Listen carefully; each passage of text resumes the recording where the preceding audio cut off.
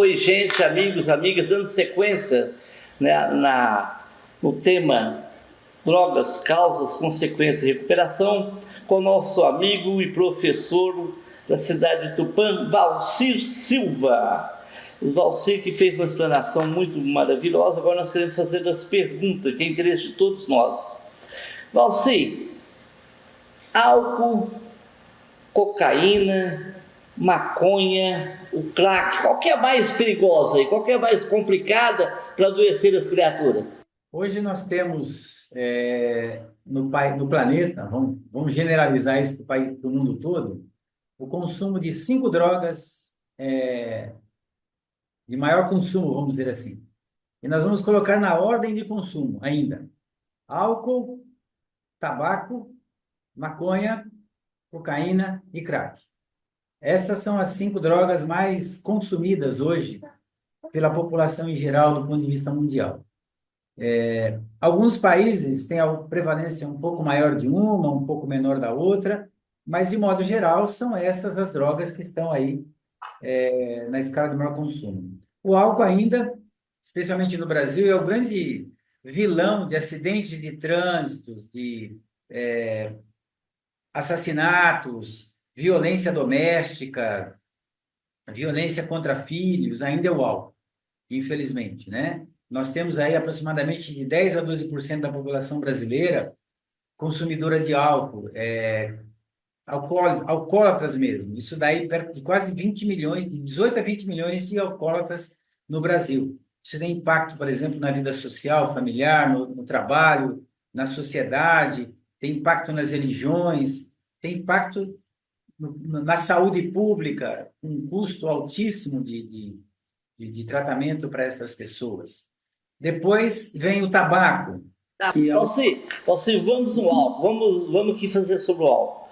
O álcool Tá. é o quê? O indivíduo fica com a demência alcoólica, ele fica demenciado, qual que é as causas do que... Olha, o álcool, ele vai, vamos dizer assim, ó, ele ataca o sistema nervoso central, como todas as drogas em geral. Como ele é vamos dizer assim, um produto facilmente consumido, facilmente, vamos dizer assim, acessado, tá certo? Ele vai provocar aí um sofrimento na saúde do indivíduo de forma bastante curiosa, tá certo? Por exemplo, ele compromete a estrutura de funcionamento da circulação do sangue. O que significa isso? Significa que, na medida que a pessoa vai bebendo, ela vai comprometendo a circulação e o sangue vai coagulando. Ele vai engrossando, vamos colocar nesses termos assim para facilitar o entendimento. E ao coagular, ele forma umas bolhas, que a gente chama de chumaço sanguíneo, que entope o caminhar da circulação de sangue. Então, isso impede, por exemplo, a oxigenação dos órgãos, do fígado, do rim, do baço, de todos os órgãos de modo geral. E ele vai afetando mais ou menos cada órgão, dependendo da vulnerabilidade da saúde, né, das defesas do corpo da pessoa. Então, ele compromete, ele provoca cirrose hepática, ele provoca câncer de garganta, ele provoca câncer estomacal intestinal, ele compromete, por exemplo, a capacidade cognitiva do sujeito pensar, de raciocinar, sem contar aquele processo que a gente chama de ciúme alcoólico, porque isso gera nele uma certa impotência sexual, infelizmente, na criatura, e ele passa então a não ter mais vida íntima com a esposa, com a companheira, e ele começa a ver nela, então, a paranoia da traição, achando que está sendo traído, porque ela já não interessa-se mais por ele, não o procura, em razão de ele também não ter mais condições e capacidades sexuais para funcionar. Então, isso tudo vai comprometendo a relação geral da pessoa, né? Ele desenvolve um processo, vamos dizer assim, paranoico de perseguição, que tudo está o perseguindo, né? De alguma forma, porque o álcool ele vai, eu vou colocar numa linguagem bem básica aqui, ele vai cozinhando o cérebro da pessoa, leva à chamada demenciação alcoólica, que entorpece, né? O cérebro na capacidade de pensar, de agir, de raciocinar, de avaliar, né? A realidade. Ele fica impedido de dirigir, de trabalhar, enfim. o comprometimento é severo do álcool, né? E, infelizmente, nós temos aí, como eu disse, 10% da população brasileira, perto aí de 20 milhões de pessoas comprometida com o consumo do álcool diariamente. Isso movimenta uma indústria poderosa de bilhões de lucro por ano nas empresas que vendem o alcoólico para as pessoas. Então, você veja a complexidade que é esse vício. Ô, Valci, então veja bem, quando fala no álcool forte lá, que é a bebida líquida, né, branca, né, que eles falam que é a pinga, né?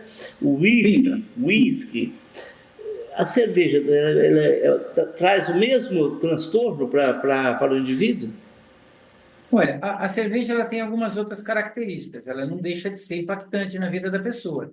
Porque ela, por ser muito calórica, ela provoca, por exemplo, assim como o álcool em geral, ela provoca a falta de apetite. Então a pessoa passa a se alimentar de uma maneira equivocada, ruim, não adequadamente, etc. Isso acontece mais com os destilados, com, por exemplo, vodka, rum, a pinga propriamente dita, a 51 que todo mundo vangloria como algo bom, na verdade não tem nada de benéfico ali. Ao contrário, é comprometedor. Então o sujeito deixa de comer porque ele está ilusoriamente ou glicemicamente sem fome, mas deficiente na necessidade da alimentação, e essa caloria engana ele como se ele não tivesse fome, mas ele tem e ele deixa de comer. Então, esse círculo vicioso compromete a saúde física orgânica do sujeito. É quando ele começa a ter problemas mesmo, sérios, seríssimos, para poder manter a saúde em ordem. Sem contar a afetação na saúde mental que o álcool vai promover, porque vai destruindo o sistema nervoso central, que são os neurônios, que faz o funcionamento do cérebro ficar bom ou ruim. Então, tem problemas graves, né, gravíssimos. O teor alcoólico dessas bebidas é alto. Na vodka chega a ser 40%, 50%. No rum, perto dos 40%. Né? Na tequila, que é impactante também, tem de 20% a 30% de álcool. E as pessoas não se dão conta do malefício que estão colocando no corpo, na verdade, quando bebem. Não sei. Me diz uma coisa, como saber, o indivíduo bebe uma cerveja por dia, todo dia ele bebe uma garrafa de cerveja, ele é um alcoólatra? Olha, vamos exemplificar de uma maneira distinta. O sujeito trabalha a semana toda e não bebe nada, absolutamente nada, de forma nenhuma, né? Ele é impecavelmente sóbrio. Mas no final de semana, no sábado e domingo, ele bebe tudo que ele pode. 3 caixas de cerveja, 4 caixas de cerveja, 2 garrafas de álcool, de tequila, de rum, não importa, ele bebe. E na segunda-feira ele está lá, por algum tempo pelo menos, firmão, trabalhando. Ele é um alcoólatra de final de semana. E é que ele tem que tomar todo dia? Tem que tomar uma ou duas cervejas? É aceitável, do ponto de vista da saúde física e mental e neurológica, e o consumo, que a pessoa pode beber 1 ou 2 doses diárias, somente. Mas aí nós temos que levar em conta o sujeito, a sua realidade, a sua condição, a sua capacidade de defesa do corpo, que é o sistema de defesa orgânico, biológico da matéria orgânica. Uns terão mais resistência, outros terão menos resistência, mas vão se comprometer ao longo do tempo, porque o vício é assim, ele se dá paulatinamente, ou seja, pouco a pouco, progressivamente. Não é porque eu bebi hoje uma garrafa, 2 ou 3 de cerveja que eu já sou um alcoólatra, eu já sou viciado, melhor dizendo. Não, o vício vai se instalando progressivamente nesse caso, aos poucos. E eu não me dou conta. E quando eu me der conta, ou me vir a dar conta, eu já estou bebendo por dia aí 4, 5, 6, 7, 8 doses de alguma coisa. De uma forma obsessiva. Eu não consigo olhar para aquela bebida e não consumi-la. Não consigo. Então eu já estou num grau de dependência. E, consequentemente, a tendência da dependência, uma vez instalada, começada no processo orgânico e mental, não para. É crescente, eu vou consumindo, até chegar no estágio crônico. O crônico é quando não cura mais. É o sujeito que morre pelo consumo da droga, pelo consumo do álcool, afetado por uma doença, por exemplo, ou por uma consequência, infartado, com aneurisma, né, com um AVC, que é o acidente vascular cerebral, em razão daquela droga. Valcir, então veja bem, pode acontecer do indivíduo começar na cerveja, né, por experimentar, por farra, por amizade, bebe uma todo dia ou de vez em quando, e ela é desencadeada para para um consumo maior, que é bebida, a pinga, o uísque. É um passo, quer dizer, um atrai o outro, ou não, o cara vai manter só bebendo cerveja e nunca vai buscar o álcool. Como é que como é que pode chamar um indivíduo que ele se tornou alcoólico? Como distingue o alcoolismo por um indivíduo que fala que bebe socialmente? Então, o beber socialmente, ele é uma justificativa para a pessoa dizer que ela não bebe em excesso. Mas tudo isso é relativo. Por que é relativo? Depende muito do que bebida o sujeito consome. Eu conheço pessoas que só bebem cerveja e bebem moderadamente. Ela bebe uma ou duas cervejas num evento e só. Então, ela não vai ter problema com a cerveja se ela conseguir manter esse padrão, vamos dizer assim. Mas se o sujeito passa a beber cerveja, experimentar uma outra bebida, por ocasião, por necessidade, por sugestão, e começar a misturar, então existe a possibilidade de ir migrando, vamos dizer, de ir pulando de bebida para outra e passar a usar aquela com uma maior intensidade. E há pessoas que, infelizmente, bebem de tudo. Bebe álcool, bebe cerveja, bebe tequila, fuma um baseado, que é o cigarro de maconha, misturando tudo. Esse sujeito já está num grau de dependência descontrolado. Mas há pessoas que só vão beber, por exemplo, uma dose lá de tequila, uma ou duas, quando ela sai socialmente, e fica aí. Então, ela não vai ter problema, pelo menos por largo tempo, com o álcool. Mas se ela intensificar o consumo por circunstâncias da sua vida, um problema que surge, uma dificuldade financeira, um problema conjugal, um problema filial, um problema social, e ela começar a fugir no caminho do álcool, então ela vai levar um grau para dependência maior. E, obviamente, os problemas vão crescer. Os que ela já tem e os novos que surgirão em razão dessa dependência que ela está criando. Bom, sim, geralmente nas festas de aniversários, somente das crianças, adolescentes, se libera também muita bebida, somente cerveja. Aquilo ali pode prejudicar na educação dos filhos, no sentido de eles verem os pais, os convidados, bebendo aquela festa toda, a geladeira cheia de bebida. Isso pode trazer alguma consequência no futuro para esses adolescentes? Olha, quando você vê isso, ou quando você via na televisão, que agora não vê mais a propaganda da bebida alcoólica, a gente sempre vê esses momentos. Quando via na televisão ou em casa, era só alegria, né? Só alegria. Festas, todo mundo falando, bebendo, fumando, rindo, contando histórias, contando piadas, contando casos e fatos. Então, a criança ou adolescente observando aquilo, especialmente a criança, ela pensa assim: quando eu crescer, eu também vou beber, porque olha que bom que é. Todo mundo está sorrindo, todo mundo está alegre, todo mundo está falante, todo mundo está solto. Então, fica incutido na criança uma correlação, né, que aquilo é uma coisa boa, saudável, agradável. Só que, obviamente, ela não consegue entender ainda nesse estágio os malefícios e as consequências do álcool. Mas fica a imagem, fica o reflexo, fica a mensagem subliminar, como a gente diz na mente, oculta lá, marcando o território mental, para que mais tarde ela vai experimentar o álcool. Quando não, os próprios pais deixam para assim: deixa ele experimentar só um golinho, não tem problema. Tudo isso é malefício que está instalado na criança, que mais tarde ela pode desencadear a necessidade de beber ou a curiosidade por ver aquilo fazer efeito nela, como está fazendo nos adultos. Então, o risco é muito grande.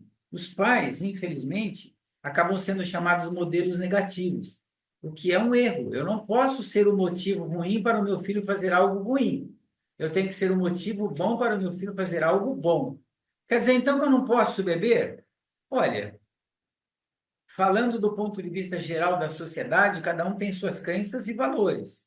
Cada um analisa criticamente seu comportamento.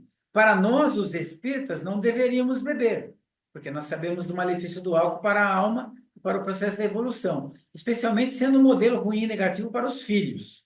E se beber, que o faça moderadamente, instruindo os filhos que ele não pode fazer uso abusivo das coisas.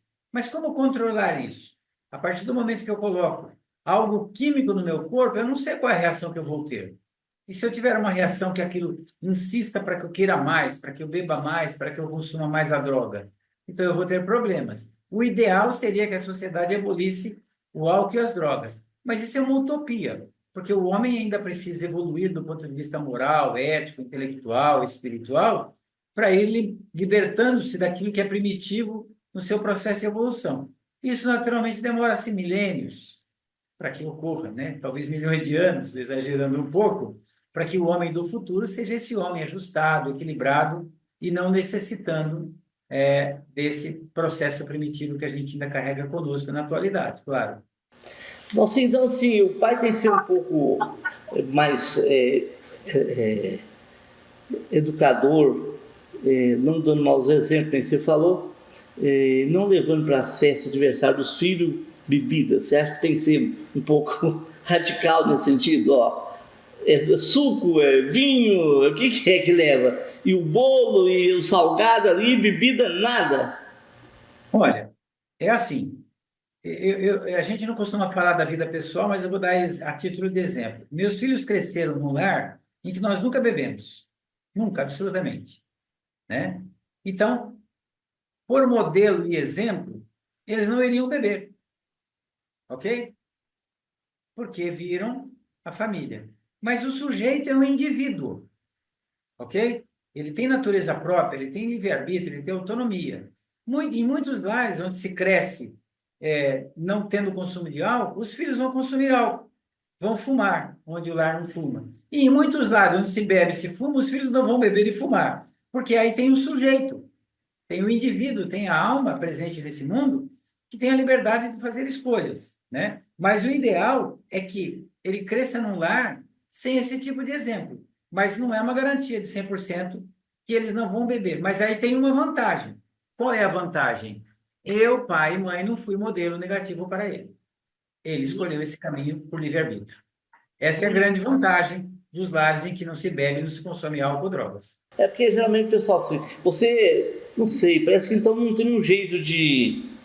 Eu vi uma pessoa falando, esclarecendo que a criança quando começa, pega primeiro a bebida e bebe, depois ele sente vontade constantemente, ali já tem um alcoólatra, que os pais precisam perceber e sentir essa situação. É desse jeito mesmo, ou você? Não necessariamente. Nós não podemos dizer que porque a criança tem curiosidade ou experimenta porque o adulto bebe, que ali já tem um alcoólatra. Eu conheço muita gente, mas muita gente na vida toda da nossa existência que bebe moderadamente e não se transformou num alcoólatra. O que é um alcoólatra? É um dependente contumaz do álcool. Ele não consegue não beber um volume grande de álcool, né? A ponto de embriagar-se, a ponto de perder a consciência ou coisa do gênero. Então, necessariamente, alguém que está bebendo não vai se transformar num alcoólatra. O risco é se ele perder o controle do consumo. E como é que eu sei se eu tenho controle ou não? Aí é que está. Vamos dar um exemplo, então, mais contundente na sua pergunta. Digamos que, do ponto de vista da existência espiritual, que a gente chama de reencarnações ou vidas passadas, eu tenha sido um alcoólatra lá no passado, ok? E nesta vida eu vim para suportar e me livrar do vício e aprender a não consumir álcool. Se eu tiver acesso fácil ao álcool e não for uma pessoa com uma alma de vontade determinada e firme, eu posso desencadear novamente o alcoolismo que está latente na minha existência, no meu arquivo mental que tenho comigo. Mas se eu for uma pessoa determinada, corajosa e exercer a minha vontade, eu vou fugir de beber e não vou me tornar um alcoólatra. Então você veja como é complexo isso. O ideal é que não se tenha a possibilidade, pelo menos na infância e na adolescência, de os pais permitirem às crianças ou proporcionar-lhes o consumo de álcool ou de qualquer outra droga. Vamos falar agora do tabaco, né, que também estoura aí a indústria, né, de arrecadação, né, de venda de cigarro. Sim. Esse indivíduo começa no cigarro, para aparecer com as meninas, ver o pai fumando e a mãe. É um passo para chegar até a maconha? Não, obrigatoriamente não. Por que não? Por uma razão muito simples. O jovem adolescente que vai fumar, pelo processo da autoafirmação, por exemplo, de querer parecer adulto, porque ele vê o pai fumar, vê o tio fumar, o irmão adulto, vê as pessoas na sociedade fumando, e ele acha aquilo até às vezes elegante, charmoso até, é curioso, mas é assim que o adolescente ainda é, não compreende ainda muitas questões da complexidade dos vícios, ele pode fumar por essa motivação, digamos, tá? Necessariamente ele vai usar a maconha? Não. Eu conheço gente que já vai direto para a maconha, adolescente que já vai fumar maconha direto. Ele nem usa mais, ele nunca usou tabaco, não usa, mas já está fumando maconha. E conheço muita gente que é fumante a vida toda do tabagismo e nunca usou maconha. Então é muito relativo de indivíduo para indivíduo, do momento existencial, das circunstâncias, do que ele está vivendo. Mas hoje existe digamos assim, um uso recreativo intenso da maconha pelo jovem que nem experimenta o tabaco, ele vai direto para a maconha, porque disseminou-se a ideia de que maconha é uma coisa que relaxa, que faz bem, que não faz mal, que não vicia. E aí então ele vai procurar autoafirmação na maconha e vai descobrir com o tempo que a maconha traz implicações, tanto quanto o cigarro. A questão é que tanto a maconha quanto o cigarro, elas se demoram enquanto ação no corpo, aí pelo menos uma década e meia, para comprometer a saúde do sujeito, tanto físico, orgânico quanto mental, né? Para aparecer um problema. Então o sujeito é levado erroneamente a crer que aquilo é bom e não faz mal. Só que quando o mal aparece, já é tarde, muitas vezes já é comprometedor. Esse é o mecanismo dessas drogas. Por isso é importante que o jovem compreendesse corretamente os efeitos de qualquer droga. A escola, por exemplo, tinha que discutir isso permanentemente com o aluno, mostrando as implicações do consumo de droga na sociedade, na igreja, na casa espírita. E, infelizmente, a maioria de tudo isso não faz isso. Não se discute no lar o problema das drogas, os pais não sabem falar a respeito, por má instrução, por má compreensão do problema, e deveriam se instruir, se informar melhor, para que não incorresse no equívoco dos seus filhos se comprometerem no consumo das drogas. Então, você veja como tem muitas variáveis, muitas circunstâncias, muitas ocasiões e situações que podem levar o sujeito para a droga ou não. E se ele estiver desavisado, desinformado, e a maior parte do adolescente não conhece o mecanismo do vício, não conhece as implicações das drogas, e entra inocentemente achando que vai sair a hora que quer. E não é tão simples depois. Alcir, seria interessante que tivesse uma matéria escolar, né, sobre as drogas, né, valesse nota, com nota, tudo isso aí. Mas parece que os governantes não têm interesse por isso, né? Me diz uma coisa, tem pai que é rigoroso na educação, de prevenção contra a droga. Eu, por exemplo, não podia nem pensar em cigarro, porque levava uma surra do meu pai, né?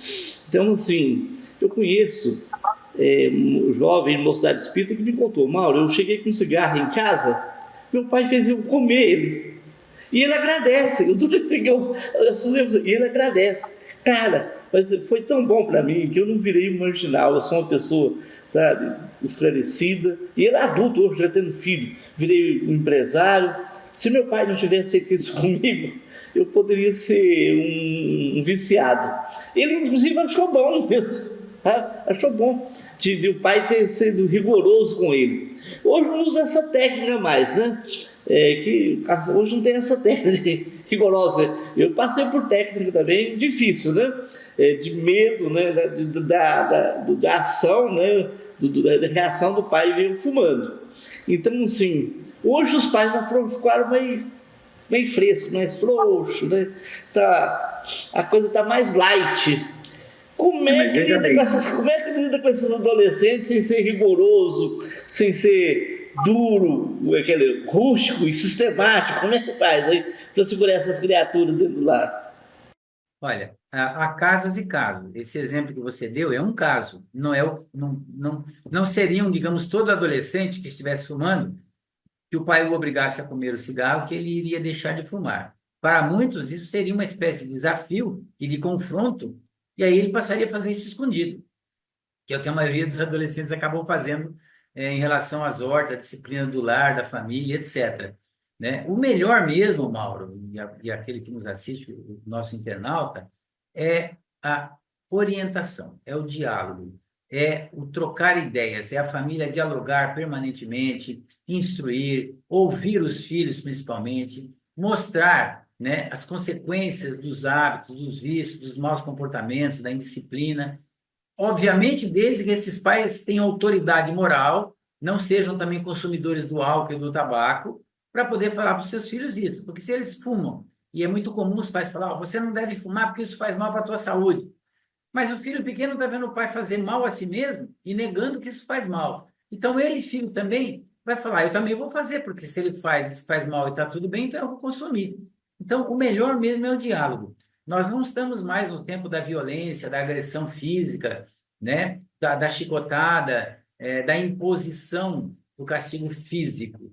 As pessoas são saudosistas, dizem, naquele tempo.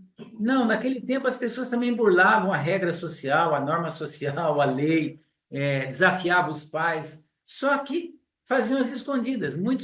Eu conheço gente que fumou a vida inteira e os pais nunca souberam que ele fumava.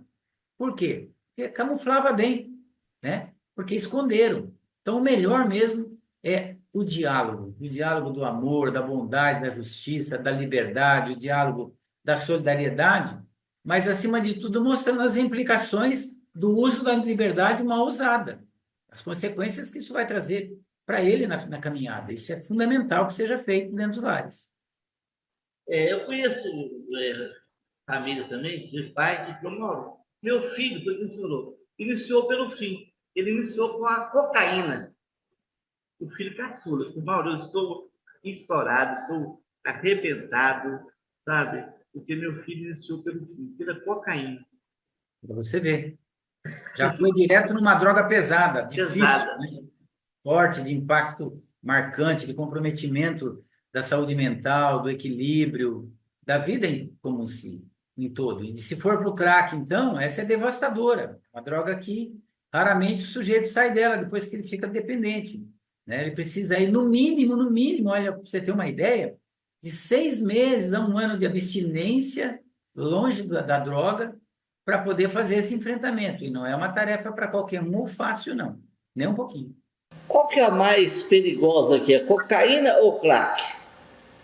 Ambas são, mas o crack é mais devastador, porque ele torna o sujeito dependente muito rápido e ele compromete a saúde física do corpo muito rápida, porque ele elimina a água do pulmão e a pessoa seca. Pode ver que o craqueiro, o usuário de crack, ele é pele e osso. Por quê? Porque ele vai perdendo a água do corpo, porque o crack vai eliminando tudo isso via comprometimento pulmonar. É uma droga devastadora, infelizmente.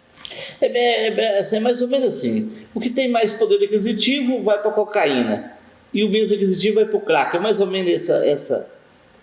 É uma correlação, né? Se você assistir aquele filme lá atrás, que falava dessa problemática das drogas, que mostrava as consequências do comprometimento das drogas, o filme deixa claramente aberto e esclarecido que a cocaína ela está no meio social abastado e o crack está no meio social de limitações sociais, comprometendo consequentemente, né? O sujeito rico, bom vivant, de boa família, ele consome cocaína e não tem nenhuma consequência por esse ato. Já o sujeito que mora na favela, nos bairros, nas vilas, ele vai ter confronto policial, ele vai ser preso, ele vai ser morto. Essa é a diferença. Veja bem, esses que estão no Brasil inteiro, esse usuário de rua pegando 10 centavos, 15 centavos, é uma tortura. Não tem retorno mais, o Valci? Se ele pudesse ser assistido de uma maneira abrangente, com boa assistência médica, com boa clínica de internação, com boa alimentação, com terapia, com um processo, a gente chama estruturado, ele tem chances, com certeza. Ninguém está fadado a morrer pela droga. É que é abandonado do ponto de vista social, do ponto de vista estatal, que é o governamental, do ponto de vista da saúde pública. Nós não temos, por exemplo, na saúde pública, estrutura capaz de tratar dessas pessoas, né? Nós não temos mais hospitais apropriados, nós não temos mais infraestrutura, nós não temos leito hospitalar no SUS para dependente de drogas. Então, essas pessoas ficam abandonadas. A tendência delas é o comprometimento, infelizmente, crônico, e muitos vão morrer nessa condição. Lamentavelmente, a sociedade peca muito, falha muito no mistério de tratar o seu povo, infelizmente. Mas e o CAPS-AD, álcool e droga? Como é que está em todo o Brasil? Tem um número um número bastante grande, né? É paliativo. Aqui na cidade de Tupã também tem, mas é paliativo. É um tratamento ambulatorial. E muitas vezes o usuário de crack, por exemplo, ele não consegue se recuperar só no tratamento ambulatorial. Ele precisa de um tratamento eficaz, do ponto de vista da medicina, mais abrangente mesmo. E aonde você coloca esse sujeito para tratar? Em lugar nenhum, nós não temos, a não ser as clínicas particulares, mas que não tem recurso para tal. O governo fez aquela bolsa, que eles chamavam erroneamente de bolsa crack, né, para tratar a pessoa. Mas é uma complexidade para conseguir isso. É burocrático, né? As clínicas não querem porque acham que o valor de referência é baixo. Você vê que vai somando aí fatores, né, difíceis de administrar, infelizmente. Vamos agora para a religiosidade. O pai que leva os seus filhos para uma religião, casa espírita, para evangelização, é uma vacina? É melhor nesse sentido de que eles desenvolvam uma ideia e uma fixação mental de que não pode fazer uso de droga? Ou assim, ajuda bastante? É assim, o processo da evangelização do espírito, que a criança desde a infância, passando pelo processo da adolescência, passando pela juventude espírita, passando pela vida adulta na atividade espiritual, obviamente ele vai adquirindo princípios, né, morais, princípios religiosos, princípios de conhecimento da doutrina, compreendendo razões do que ele é, por que ele está aqui, para onde ele vai depois. Isso tudo são recursos, ferramentas para o sujeito usar melhor o seu livre-arbítrio. Essa é a realidade, usar melhor o seu livre-arbítrio. Ele está 100% vacinado e impedido de usar drogas? Não. Isso por si só não é uma vacina. A vacina é todo esse arcabouço de entendimento, de compreensão e de formação, mais uma vontade do sujeito determinada de caminhar num mundo equilibrado, ajustado e fazer da sua vida um lugar bom. Tem espíritas consumindo drogas? Com certeza temos, sem sombra de dúvida. Numa menor proporção? Numa menor proporção, mas temos ainda. Por quê? Porque são almas ainda frágeis, que se deixaram sucumbir pela ilusão de que as drogas acabam com os problemas. Geralmente a pessoa que vai para a droga, seja ela de qual crença, credo, valor, princípios que ela tem, valores, né, e crenças, ela vai achando que a droga vai tirar o seu problema. Na verdade, não tira, mantém, apenas entorpece para o fato, para os problemas, mas não elimina os problemas, a droga fica. Então, é bom que os pais levem seus filhos, o seu credo religioso de eleição, de escolha, seja qual for a crença, que lhe dê essa possibilidade dele compreender o seu destino, de compreender o seu papel existencial, por que ele está aqui, para onde ele vai, de onde ele veio, quais as consequências dos seus atos, né? Mostrar a ele que ele tem liberdade para fazer o que ele bem queira, mas, consequentemente, de colher também tudo aquilo que ele semear na sua liberdade de fazer. Isso é fundamental. É uma boa ferramenta para a pessoa livrar-se de problemas e fugir das drogas, com certeza, sem dúvida. É porque baseado naquela... Quem são os nossos filhos? A gente não sabe qual espírito que está ali reencarnado dentro do lar. Então, exatamente, esse caminho de evangelizar, levar para uma igreja, levar para uma casa espírita, é um bom começo, né? É necessário, não é só um bom começo, é necessário, porque independente de se aceitar ou não que nós somos espíritos que reencarnamos, ali tem uma alma com uma história e ela vai se manifestar. Se ele não tiver parâmetros novos e melhores do que os quais ele já teve no passado, agora no presente, se não forem melhores, então ele só vai repetir a sua história. Infelizmente, ele vai recair. Mas se ele tiver novos parâmetros, novas bússolas morais, vamos dizer assim, novos processos éticos, então ele tem uma chance muito grande de enveredar para um caminho melhor, sem sombra de dúvida. Você exige alguma pesquisa para falar assim, pegar vários entrevistas ao usuário, o início, porque o início que ele deu o pontapé inicial, o e-mail e que ele está agora, a religiosidade, se veio de uma família religiosa, veio de uma família de recurso financeiro melhor ou menor, se é o branco, se é o pardo. Existe essa pesquisa? Olha, não é exatamente. São levantamentos que os institutos realizam, mostrando. É assim, não significa que o de cor diferente é mais propenso. Isso é uma bobagem. A gente teria que Besteira. é uma besteira. A gente teria que de adquirir, admitir a teoria de Hitler, a raça ariana, a raça branca superior. Isso é patético. O que tem ali são criaturas, né, colocadas numa condição existencial, em razão de uma estrutura social que discrimina. Infelizmente, o preto na sociedade, o negro, é discriminado, né? Se você pegar o branco na sociedade que cheira a cocaína, e o negro na sociedade que cheira a cocaína, quem vai ser punido é o negro. Mas não porque ele é negro, propriamente, por causa da cor dele, mas por causa do preconceito que nós temos sobre a cor. Porque o sujeito mora na favela, porque o sujeito mora no bairro, mora na quebrada, como eles dizem, mora na vila, ele é inferior? Naturalmente que não. Somos nós que nos vemos superior a ele de uma maneira absurdamente ignorante e o punimos. Uma contradição da sociedade profunda isso. Eu acho que essa coisa já foi até superada. Mas o que eu penso é o seguinte: se tem alguém já fez uma pesquisa dentro da Cracolândia para saber como é que ele iniciou, se teve religião nos pais, se não teve? Tem uma pesquisa nesse sentido? Porque realmente a gente percebe que o CLAC vai para uma classe mais sem recurso financeiro, são aqueles que realmente vêm da classe da sociedade mais carente, né? Que busca o CLAC porque parece que até é mais barata. E o outro tem mais dinheiro, vai para a cocaína e depois ele pula para o crack. Essas mudanças repetindo assim, muito maluca.